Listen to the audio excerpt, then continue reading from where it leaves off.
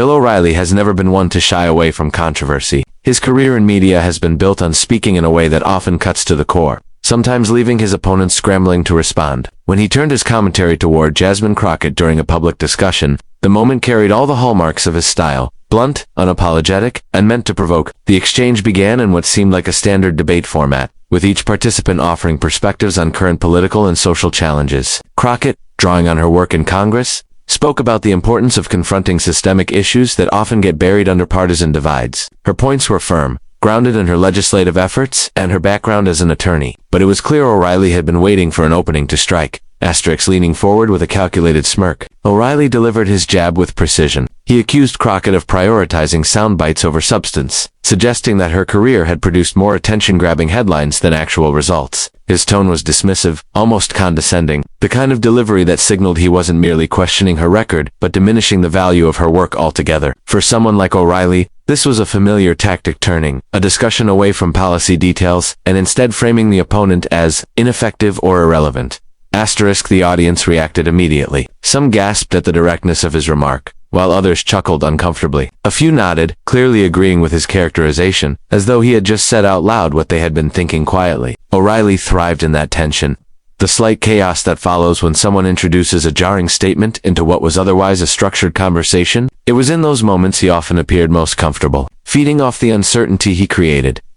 What made this moment particularly striking, however, was not just the insult itself, but the way he chose to deliver it. By reducing Crockett's career to noise, O'Reilly was echoing a broader criticism often levied at outspoken politicians, particularly those who refused to temper their style to fit traditional molds. He framed her as a symbol of rhetoric over results, someone more concerned with visibility than measurable change. In doing so, O'Reilly positioned himself as the arbiter of what counted as real political impact, drawing on his decades of media authority to cast doubt on her contributions. Yet the very sharpness of his comment revealed more than perhaps he intended. It showed not only his disdain but also the recognition that Crockett had managed to carve out a presence significant enough to warrant such a direct attack. O'Reilly could have brushed aside her remarks or shifted the conversation, but instead, he chose to target her career with pointed language. That choice in itself underscored the reality that her work had made enough waves to demand his attention.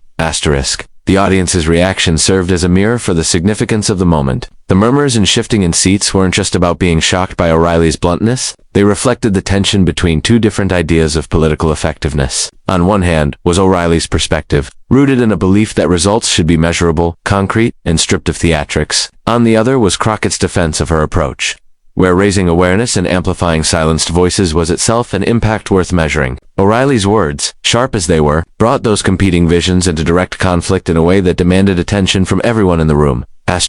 What stood out most was the calculated nature of the insult. O'Reilly didn't stumble into the critique. It was crafted, delivered with confidence, and meant to unsettle. It was not just a disagreement on policy or strategy. It was a challenge to Crockett's legitimacy, a questioning of whether her career carried any weight at all. For someone who has built a career shaping narratives and dismantling opponents through language, it was a classic move, one that reminded the audience of why his name has long been associated with both influence and controversy.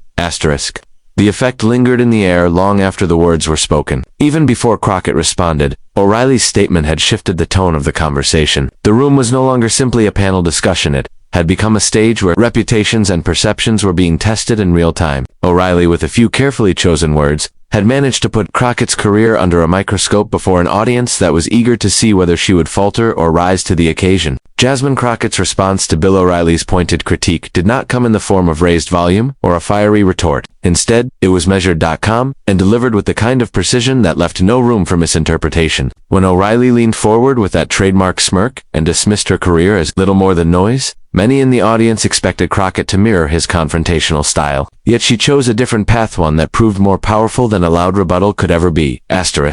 She began by adjusting her microphone, taking a breath, and locking eyes with him. There was no trace of irritation in her expression, no sign that his words had rattled her. Her voice was steady as she replied, "If raising my voice means shining a light on issues you'd rather sweep under the rug, then I'll gladly take the criticism. Because unlike some, I'm not here to build a career on silencing others, I'm here to give them one." In those few sentences, Crockett accomplished what many politicians struggled to do. She reframed the insult, reclaimed control of the narrative, and shifted the energy in the room entirely. The audience was caught off guard. Instead of hearing a defensive explanation of her record or a barrage of counterattacks against O'Reilly, They were confronted with clarity. Crockett's words did not just answer the critique. They revealed a deeper philosophy guiding her work. She was not denying that her voice had made headlines, nor was she apologizing for it. Instead, she embraced it as a deliberate strategy because for her, visibility was not the end goal but the necessary step toward amplifying voices that might otherwise remain unheard. Asterisk. What made her response resonate even more was the implicit contrast she drew with O'Reilly. She did not mention him by name in that sentence, yet the comparison was unmistakable. By saying she was not interested in building a career on silencing others, she indirectly pointed to his decades of media work where silencing, dismissing, or talking over voices he disagreed with had often been his method of control. It was a subtle but cutting observation, one that did not need to be shouted to land with force. Asterisk. The silence that followed was unlike the murmurs that had accompanied O'Reilly's jab. This was not the crowd processing shock, it was the crowd absorbing meaning. The weight of her words seemed to hang in the air, demanding reflection. Even those who had initially nodded along with O'Reilly's criticism were forced to reconsider. His remark had framed her as ineffective, but her response positioned her as purposeful, committed, and unafraid of confrontation that served the greater good.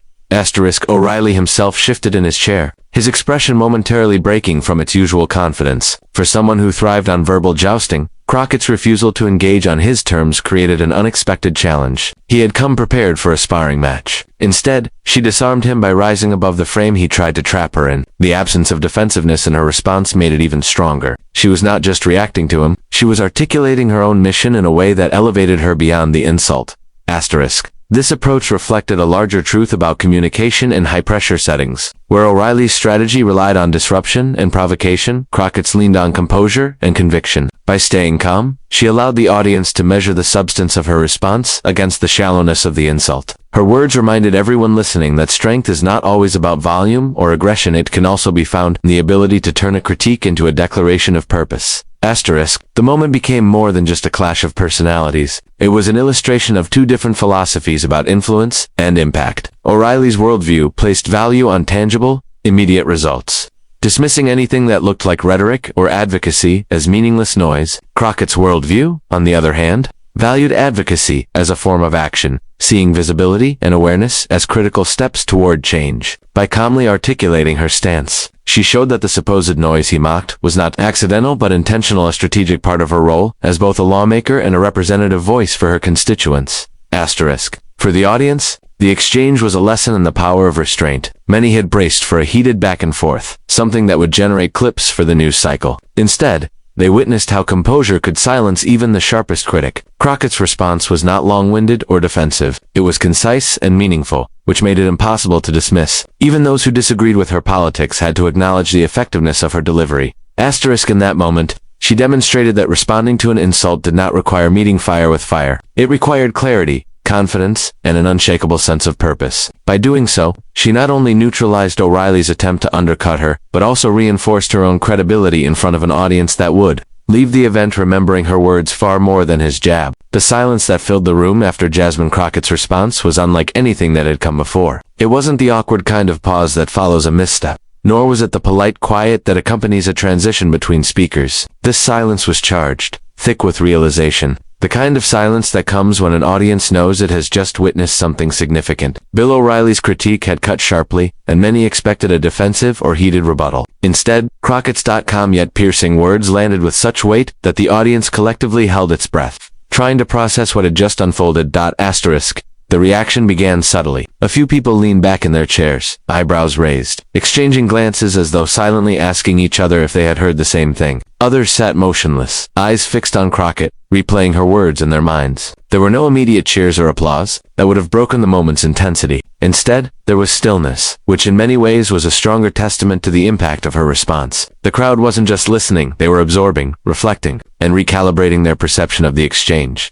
Asterisk. Bill O'Reilly, who was used to commanding attention and driving the narrative, found himself in an unfamiliar position. He had delivered his insult with his usual confidence, fully expecting to dominate the exchange. The audience's murmurs and gasps during his remarks seemed to reinforce that expectation. But now, after Crockett's reply, those same listeners had gone quiet. Their energy no longer aligned with him. For a man who thrived on the affirmation of reaction, be it agreement, laughter, or outraged, the sudden silence was a signal that the room had shifted away from his control. Asterisk. This shift was not accidental. Crockett's choice to remain composed had forced the audience to contrast the two figures in front of them. On one side stood O'Reilly, seasoned in media, skilled at provocation, but leaning on the same patterns that had defined his career. On the other stood Crockett, newer to the national stage, yet unflinching in the face of dismissal. The silence marked the audience's recognition that she had not only held her ground but had turned his critique into an opportunity to articulate her purpose with clarity. That realization stunned them, because it was unexpected, as moments passed. The silence gave way to a different kind of reaction. Some audience members nodded slowly, as if in agreement not only with her words, but with the composure behind them. A few broke into quiet claps, tentative at first, then gaining strength as others joined in. It wasn't the thunderous applause that typically follows a passionate speech. It was deliberate, steady, and almost reverent. The audience wasn't celebrating spectacle. They were acknowledging substance.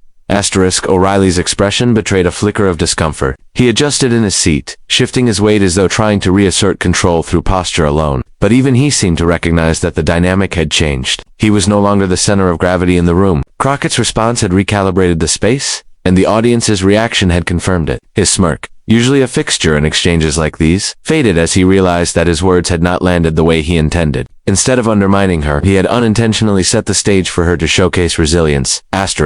The audience's reaction reflected something deeper about the moment. It wasn't simply about a sharp comeback or a clever line, it was about authenticity. Crockett's words resonated because they felt unpolished, uncalculated, and true to her purpose. She wasn't trying to score points against O'Reilly. She was articulating why she does the work she does. That authenticity pierced through the noise of the event, and the audience, whether they agreed with her politics or not, could recognize it. In that recognition lay the true shock of the moment. O'Reilly had spent years building a reputation as someone who could cut down opponents with words, often leaving them scrambling to recover. Yet here was a moment where his skill had backfired, where the audience saw more value in the quiet conviction of his target than in his practiced provocation. That inversion of expectation is what left the room speechless. The people present understood they had witnessed a rare occurrence, being outmaneuvered not by volume or aggression, but by composure and clarity.